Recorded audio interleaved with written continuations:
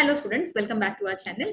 इस particular video session में हम देखने जा रहे हैं ऐसे क्वेश्चंस जो एग्जामिनर को पसंद आते हैं। एक्चुअली स्पीकिंग, जब रिसर्च जर्नलिस्ट एग्जाम की हम बात करते हैं तभी एग्जाम में दो टाइप के क्वेश्चन पूछे जाते हैं, न्यूमेरिकल क्वेश्चंस और theory question, that is practical question जहां पे आपको कैलकुलेशन करने की जरूरत पड़ेगी। ये कैलकुलेशन करने के लिए आप आपका रेगुलर जो कैलकुलेटर है उसका इस्तेमाल कर सकते हैं, और कुछ क्वेश्चन ऐसे आते हैं जहां पे आपको साइंटिफिक कैलकुलेटर की जरूरत पड़ सकती है।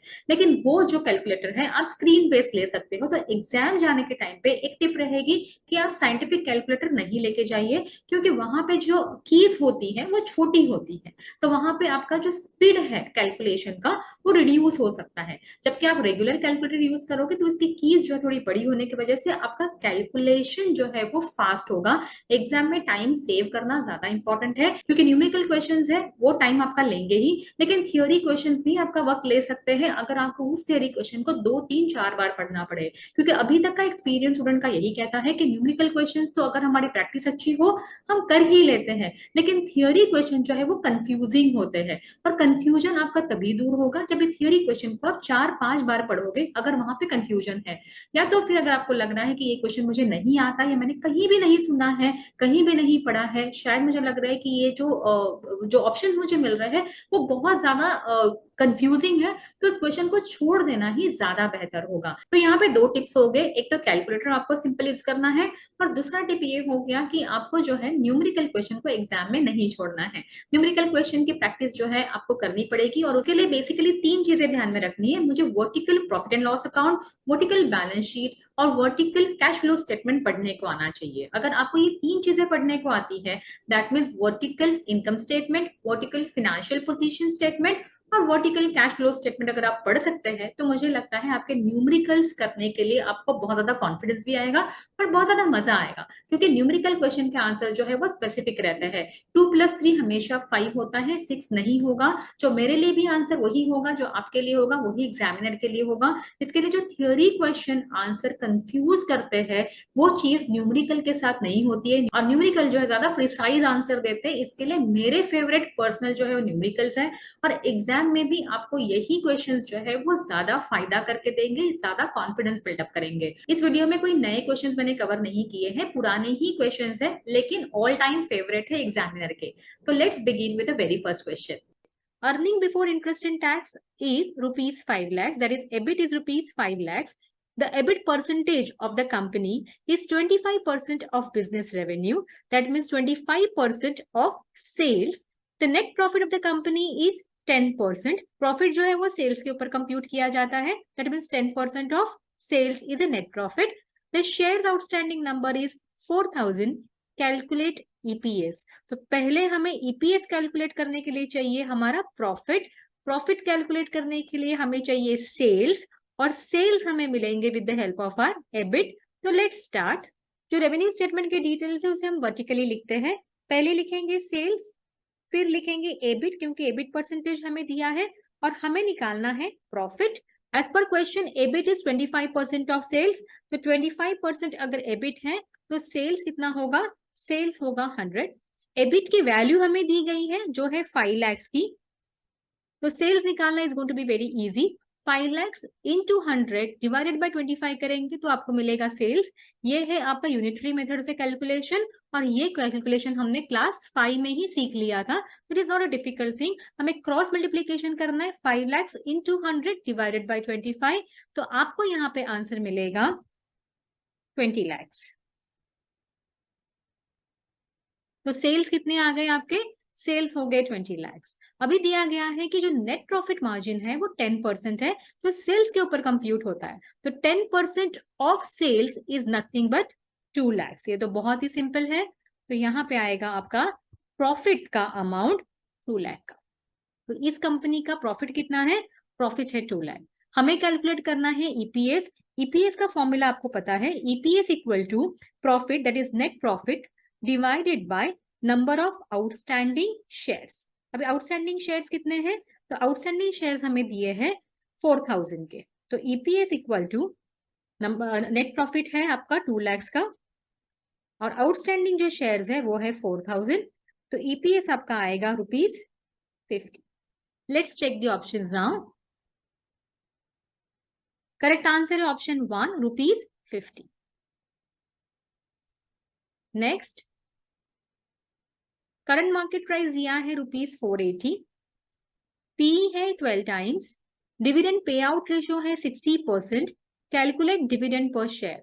डिविडेंड पर शेयर कैलकुलेट करने के लिए वापस सबसे पहले हमें चाहिए हमारा प्रॉफिट, क्योंकि डिविडेंड जो है वो प्रॉफिट पे किया।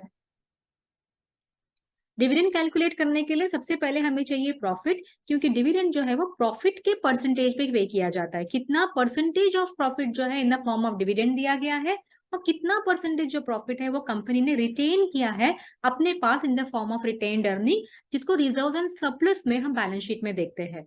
हमारे पास करंट मार्केट प्राइस है, हमारे पास पी है, दैट मीन्स हम with the help of P ratio हमारा ईपीएस कैलकुलेट कर सकते हैं। EPS is nothing but our profit per share. तो पी का फॉर्मूला हम यहाँ पे इंसर्ट कर लेते हैं, current market price divided by EPS. हमारे पास पी है 12, करंट मार्केट प्राइस है 480 डिवाइडेड बाय ईपीएस। तो ईपीएस क्या आएगा यहाँ पे, 480 divided by 12, that is nothing but ₹40। तो अभी हमें अर्निंग पर शेयर या प्रॉफिट पर शेयर मिल गया है। अभी हम कैलकुलेट करेंगे डिविडेंड पर शेयर। तो dividend per share equal to EPS into dividend pay out ratio. Dividend per share equal to 40 into 60%, that is ₹24। So आपका डिविडेंड पर शेयर है ₹24। Let's look into the options. ₹40, ₹24, ₹16, ₹12 हमने calculate किया था ₹24। Next, the inventory turnover ratio measures the number of times inventory is rolled out by a company. It also shows the rate that inventory stock is sold or used or replaced by a company. Option true और false. इसके लिए पहले हमें देखना पड़ेगा कि inventory turnover ratio क्या होता है, उसका रेलेवेंस क्या है। तो इन्वेंट्री टर्नओवर रेशियो जो है वो मेजर करता है कंपनी की efficiency in managing the stock of goods. अगर ओवर स्टॉकिंग होगा, that means excess stock company के पास है, तो कंपनी का वर्किंग कैपिटल जो है वो ब्लॉक हो सकता है। और अगर अंडर स्टॉकिंग होगा तो इन दैट केस यहाँ पे नेगेटिव इंपैक्ट उनके प्रोडक्शन के ऊपर आ सकता है और अल्टीमेटली सेल्स के ऊपर आएगा। सो इन्वेंट्री टर्नओवर रेशियो जो एक बैलेंस स्ट्राइक करने के लिए मदद करता है। इसका फॉर्मूला है inventory turnover ratio equal to cost of goods sold divided by average stock.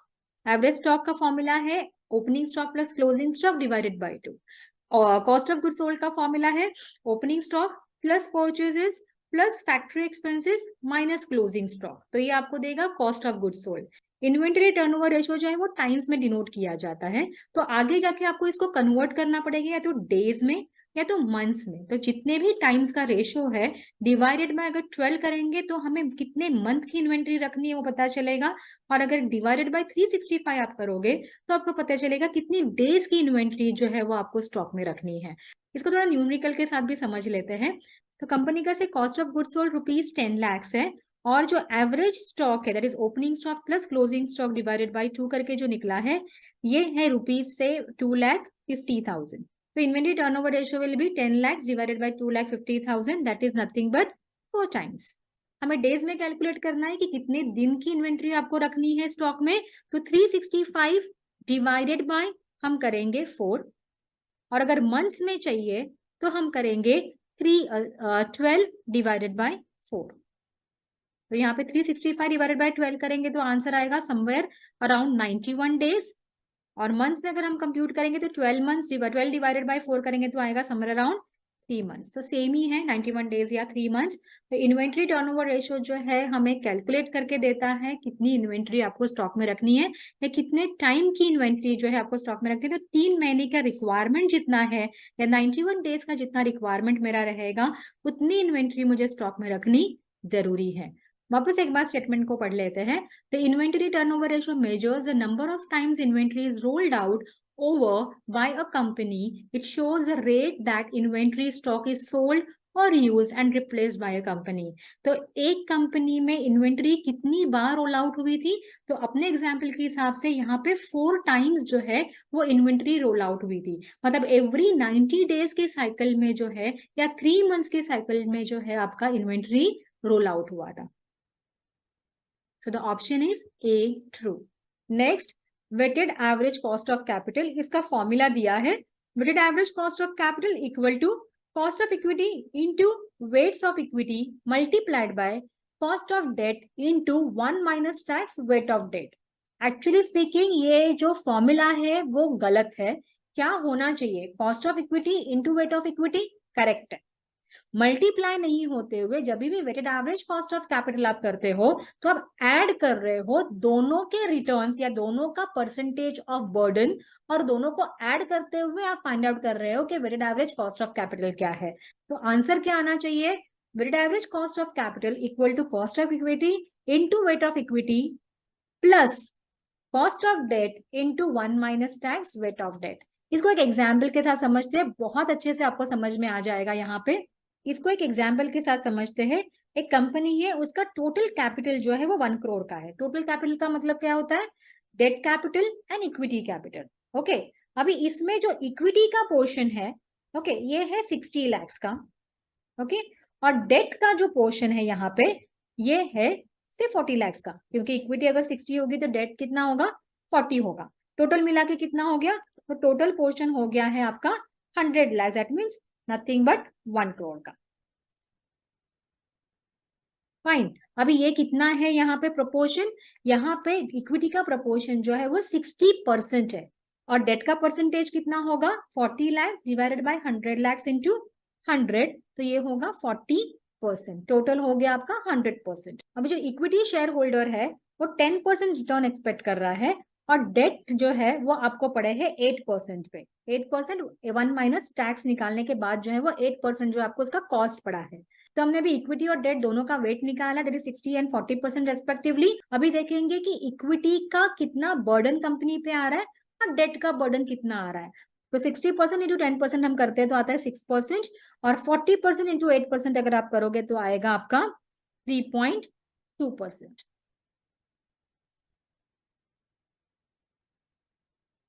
और टोटल कितना होगा? तो टोटल जो आपका बर्डन है यहाँ पे, वो टोटल बर्डन आपका आएगा 6% प्लस 3.2%, दैट इज 9.2%। तो 9.2% जो है वो weighted average cost of capital है। तो आपने 6 प्लस 3.2 किया तो ये मल्टीप्लीकेशन नहीं है, इसके लिए answer is false. Market risk और factor in beta calculation, true और फॉल्स। बीटा जो है ये एक स्टैटिस्टिकल मेजर है। ओवरऑल मार्केट के सामने आपका स्टॉक कितना वॉलेटाइल है ये बीटा से हमें समझ में आता है। तो अभी ओवरऑल मार्केट का बीटा कितना होगा? तो वो होगा हमेशा 1। तो बीटा ऑफ द मार्केट ये हमेशा 1 रहेगा। एग्जाम्पल के तौर पे लेते हैं कि स्टॉक जो है उसका बीटा 1.8 है और मार्केट 10% बढ़ता है, तो स्टॉक कितना बढ़ेगा? स्टॉक कितना बढ़ने के चांसेस है? क्योंकि बीटा जो है वो स्टॉक का 1.8 है, तो 1.8 इंटू 10 करेंगे तो स्टॉक 18% बढ़ने के चांसेस है जब मार्केट 10% बढ़ता है। और जब मार्केट 10% घटेगा तो हम 10 इंटू 1.8 दैट इज 18%, स्टॉक जो है वो घटने के चांसेस है। और अगर स्टॉक का बीटा 0.5% होगा तो इन दैट केस मार्केट अगर 10% बढ़ा तो स्टॉक जो है वो 0.5 इंटू 10 दैट इज 5% बढ़ेगा, और मार्केट अगर 10% घटा तो स्टॉक जो है वो 5% घटने के चांसेस है। तो मार्केट रेस जो है वो बीटा से डिनोट की जाती है, इसलिए option is true. Next, the sales are 200% of operating profit and the operating profit is 400% of net profit. Compute the net profit margin in the business. ये ऐसे टाइप के क्वेश्चन जो है वो एग्जामिनर को बहुत पसंद है और ऐसे क्वेश्चन एग्जाम में आते हैं। तो इसका कैलकुलेशन देख लेते हैं एक बार। इन रेवेन्यू स्टेटमेंट के एट्रीब्यूट्स को हम लोग टॉप टू बॉटम लिख देते हैं। तो पहले आएगा हमारा सेल्स, फिर आएगा हमारा ऑपरेटिंग प्रॉफिट, और फिर लास्ट में आएगा हमारा profit, that is profit after tax. The sales are 200% of operating profit. तो यहाँ पे अगर ऑपरेटिंग प्रॉफिट 100 रुपीज के होंगे तो सेल्स कितने के होंगे? 200 रुपए के। ओके, क्योंकि सेल्स कितने हैं? डबल दी ऑपरेटिंग प्रॉफिट है। Now operating profit is 400% of net profit. Okay, operating profit जो है वो नेट प्रॉफिट के 400% है।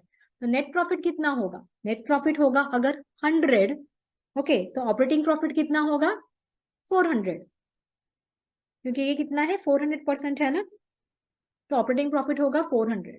तो सेल्स कितना होगा? क्योंकि ये इसके डबल है, तो सेल्स होगा कितना? 800। डबल, 400 का डबल 800। अभी हमें कैलकुलेट क्या करना है? Compute the net profit margin in the business. अभी नेट प्रॉफिट मार्जिन कैसे आता है? नेट प्रॉफिट मार्जिन का मतलब है profit divided by sales into 100। That means 100 divided by 800 into 100, that is 12.5%। क्या किया आपने? Net profit margin find out करने के लिए प्रॉफिट जो 100 है डिवाइड किया सेल्स जो 800 है इंटू 100 किया, क्योंकि आपको परसेंटेज में आंसर चाहिए। 12.5% आ गया आपका आंसर। अभी हम आंसर चेक कर लेते हैं। 12.5, 24, 10.5, 25, तो answer is 12.5। The current ratio of a company is 2.5 times. Inventory है rupees 400 crores. Current liabilities है rupees 800 crores. और कैलकुलेट करने के लिए बोला गया है हमें क्विक रेशियो। तो हम सॉल्व करने को शुरू करते हैं। Current ratio equal to current assets divided by current liabilities, और वो है 2.5 divided by 1। That means current assets जो है वो 2.5 टाइम्स है करंट लाइबिलिटी के सामने, और करंट लाइबिलिटीज कितनी दी है? 800 करोड़ की। तो क्या करंट एसेट्स आप कैलकुलेट कर सकते हैं? यस, 800 इंटू 2.5 टाइम्स करेंगे तो हमें आएगा करंट एसेट्स की वैल्यू। तो कंप्यूट करने के बाद ये आ रही है 2000 करोड़। तो करंट एसेट्स की वैल्यू जो है आपके पास आ गई है। हमें कैलकुलेट करना है क्विक रेशियो, और क्विक रेशियो का फॉर्मूला है quick assets divided bye quick liabilities. अभी क्विक एसेट्स का मतलब क्या होगा कि जो करंट एसेट्स में से हम इन्वेंट्री रिड्यूस करेंगे तो हमें क्विक एसेट्स की वैल्यू जो है वो मिल जाएगी। तो इन्वेंट्री रिड्यूस करने का मतलब 2000 में से जब हम 400 रिड्यूस करेंगे तब जाके हमें क्विक एसेट्स की वैल्यू मिलेगी। तो अभी क्विक लाइबिलिटीज की वैल्यू क्या है? तो क्विक लाइबिलिटीज और करंट लाइबिलिटीज की जो वैल्यू है वो सिमिलर और या सेम रहने वाली है। रीजन बीइंग यहाँ पे कोई भी एडिशनल इंफॉर्मेशन जो है रिगार्डिंग बैंक ओवरड्राफ्ट नहीं दी गई है। अगर एक्स्ट्रा इंफॉर्मेशन बैंक ओवरड्राफ्ट की दी होती तो हम करंट लाइबिलिटीज में से जो है वो बैंक ओवरड्राफ्ट रिड्यूस करते ताकि हमें क्विक लाइबिलिटी जो है वो मिल जाती। सो क्विक रेशियो जो है वो 1600 डिवाइडेड बाय 800 है, and that is going to be nothing but 2 times, जिसको हम डिनोट करते हैं 2:1 के रेशियो में भी। Let's understand this once again. Current ratio का फॉर्मूला है current assets divided by current liabilities. Current assets are 2.5 divided by 1, that is current liability जो है वो 1 होगी, तो current assets 2.5 times of current liabilities होंगे। हमारे पास current liabilities की जो वैल्यू है वो दी है 800 करोड़, तो current assets फाइंड आउट करना is going to be very easy। 800 into 2.5 times, तो हमें मिले हैं current assets as 2000 करोड़। अब हम कैलकुलेट करेंगे क्विक रेशियो। क्विक रेशियो का फॉर्मूला है quick assets divided bye quick liabilities. जब भी हम क्विक एसेट्स कैलकुलेट करते हैं तब हम करंट एसेट्स में से हमारी जो इन्वेंट्री है उसकी वैल्यू रिड्यूस करते हैं। तो हमारा जो इन्वेंट्री की वैल्यू है वो 400 करोड़ की है, और हमारा करंट एसेट्स जो है वो 2000 करोड़ का है। तो हमने 2000 में से 400 की जो इन्वेंट्री वैल्यू है वो रिड्यूस की, तो हमें क्विक एसेट्स मिले थे 1600।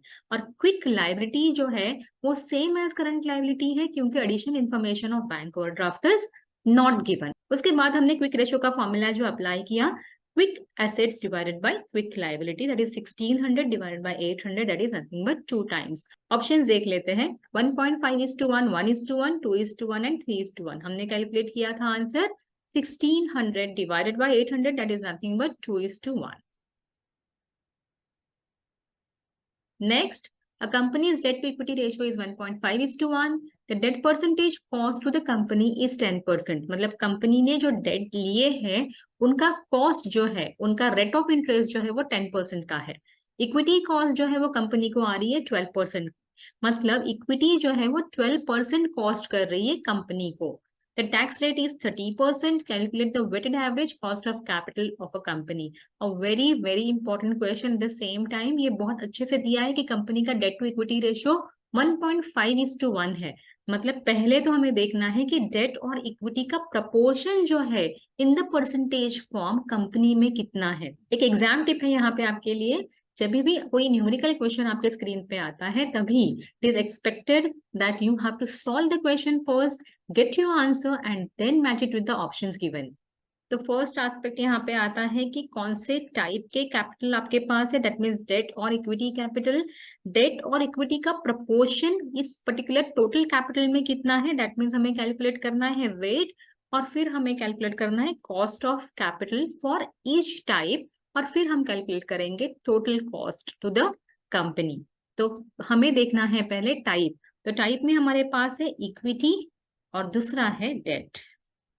अभी हमें कैलकुलेट करना है कि पहले तो इक्विटी और डेट का प्रपोर्शन क्या परसेंटेज में हमारे कंपनी में जो है वो इक्विटी और डेट का स्प्लिट है कैपिटल का। तो यहाँ हमें एज सच परसेंटेज डायरेक्टली नहीं दिए हैं। कंपनी का डेट टू इक्विटी रेशियो दिया है, दैट इज 1.5:1। यहाँ पे हमारे पास थोड़ा सा ट्रिकी क्वेश्चन है ये। तो डेट और इक्विटी का प्रपोर्शन फाइंड आउट करने के लिए हम टोटल बैलेंस शीट की जो साइज है उसे देखते हैं। तो टोटल बैलेंस शीट की साइज क्या होती है, इक्विटी प्लस डेट। तो हमारा डेट है 1.5 प्लस इक्विटी है 1, तो हमारी टोटल बैलेंस शीट की जो साइज है वो है 2.5, जिसमें डेट की साइज जो है वो है 1.5। तो डेट परसेंटेज कितना होगा, अगर टोटल बैलेंस शीट की साइज 2.5 है और वो नथिंग बट 100% रिप्रेजेंट करती है, तो 1.5 जो है डेट वो कितना रिप्रेजेंट कर रहा है। दैट मीन्स यहाँ पे हम यूनिटरी मेथड क्रॉस मल्टीप्लीकेशन करेंगे। कैसे करेंगे, हम करेंगे 1.5 इंटू 100 डिवाइडेड बाय 2.5, और यहाँ पे हमें आएगा answer 60, and this is nothing but 60%। मतलब आपके ये जो बैलेंस शीट है उसमें डेट का जो प्रपोर्शन है वो है 60% का। तो इक्विटी का प्रपोर्शन कितना होगा, obviously it is going to be 40%। फिर भी आपको कैलकुलेट करना है तो हम कर सकते हैं। 2.5 जो है वो टोटल बैलेंस शीट है, और वो साइज जो है वो 100% रिप्रेजेंट कर रहा है।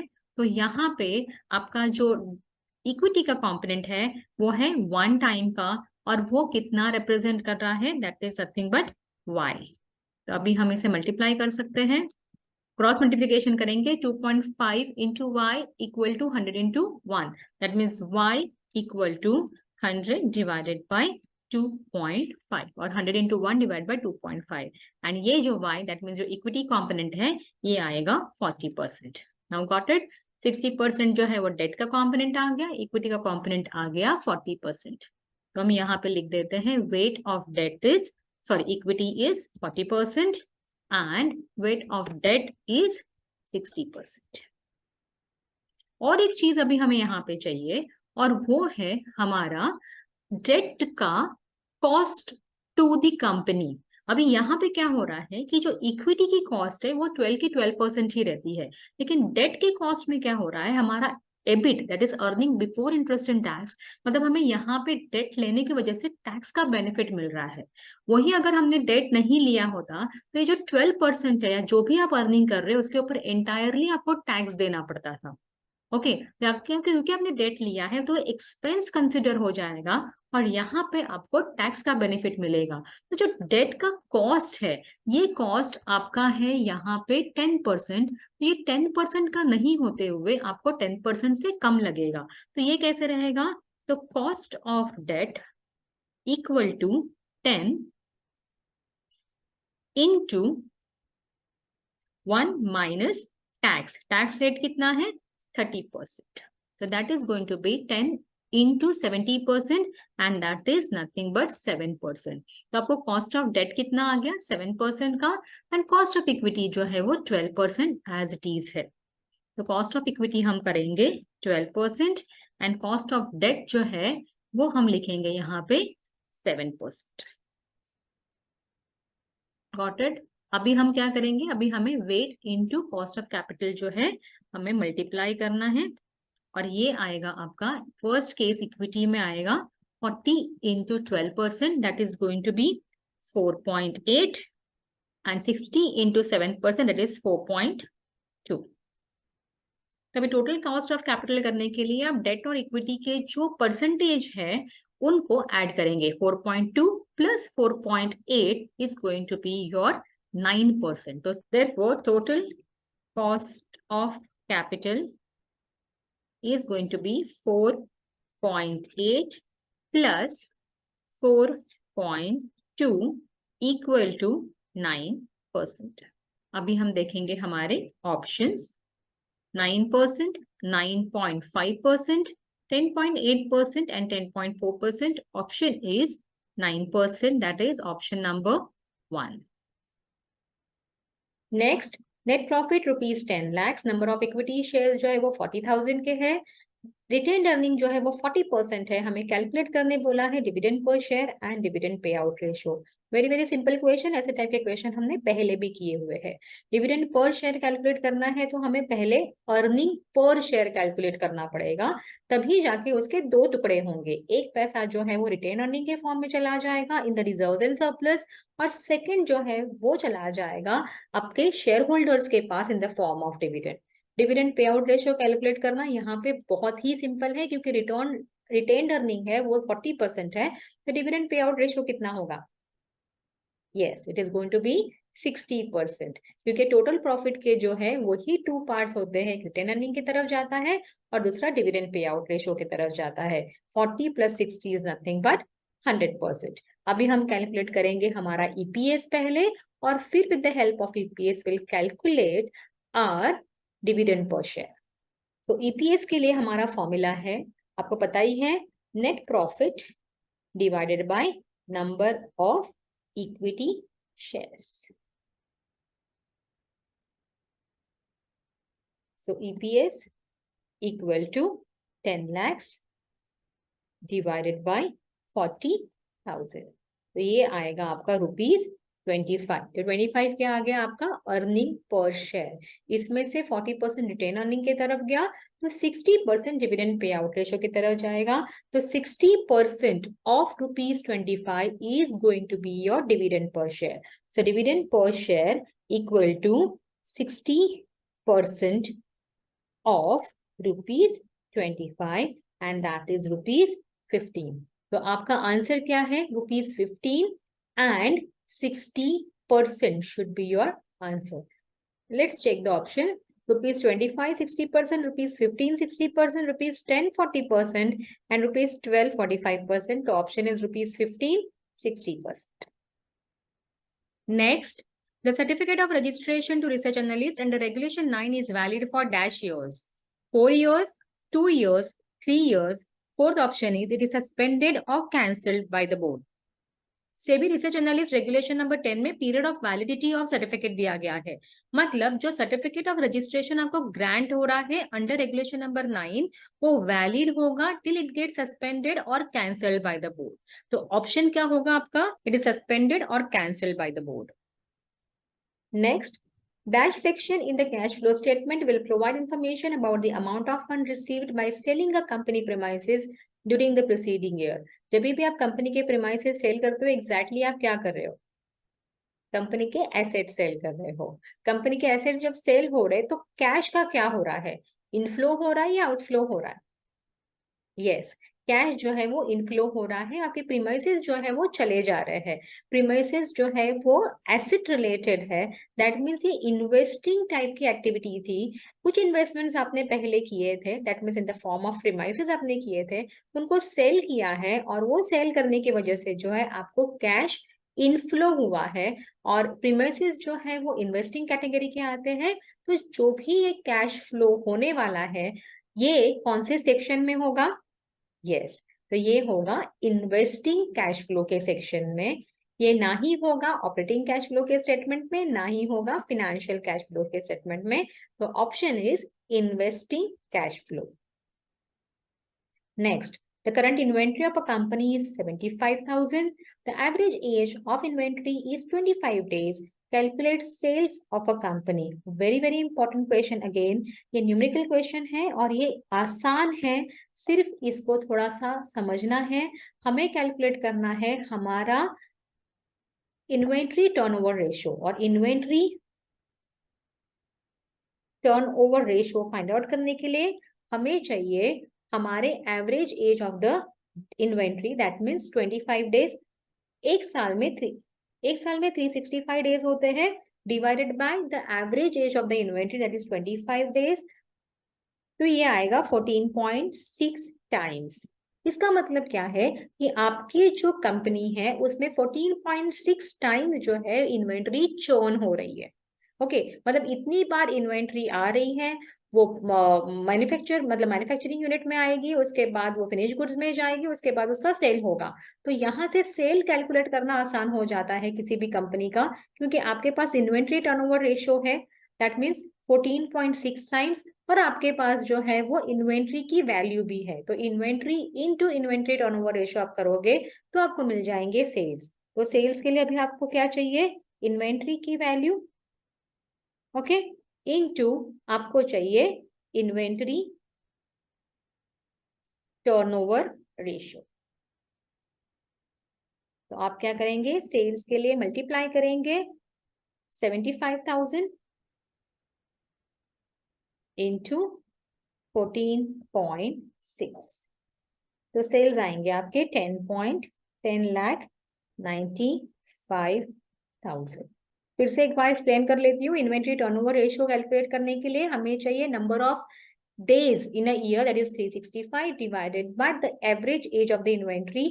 इन्वेंट्री आपके कंपनी में एवरेज कितना रुक रही है, that is 25 डेज के लिए रुक रही है, मतलब पूरे साल में 14.6 टाइम वो चर्न हो रही है। सेल्स फाइंड आउट करने के लिए हमें चाहिए inventory into inventory turnover ratio, क्योंकि इतनी इन्वेंट्री है और इतनी बार टर्नओवर हो रही है, मतलब इतना सेल्स तो हुआ ही होगा। ऑप्शन देख लेते हैं, ₹545, ₹750, ₹10 lakhs and ₹10,95,000. Option 4 is going to be the correct answer. Next, opening stock है 2 lakhs का, purchases है 15 lakhs के, कॉस्ट ऑफ गुड्स सोल्ड है 10 lakhs का। कैलकुलेट करना है आपको closing stock. Cost of goods sold का फॉर्मूला लगाना है हमें और कैलकुलेट करना है क्लोजिंग स्टॉक। क्या है कॉस्ट ऑफ गुड्स सोल्ड का formula, opening stock, correct, plus purchases minus closing stock. क्या है आपके पास, कॉस्ट ऑफ गुड्स सोल्ड दिया है 10 lakhs का, ओपनिंग स्टॉक है आपके पास 2 lakhs का, परचेजेस है आपके पास 15 lakhs के। तो क्या आप क्लोजिंग स्टॉक कैलकुलेट कर सकते हैं? Yes, closing stock equal to 17 lakhs minus 10 lakh, it's going to be 7 lakh. Option देख लेते हैं, 17 lakh, 5 lakh, 12 lakh, 7 lakh. Option is 7 lakhs. Thanks for watching and happy learning.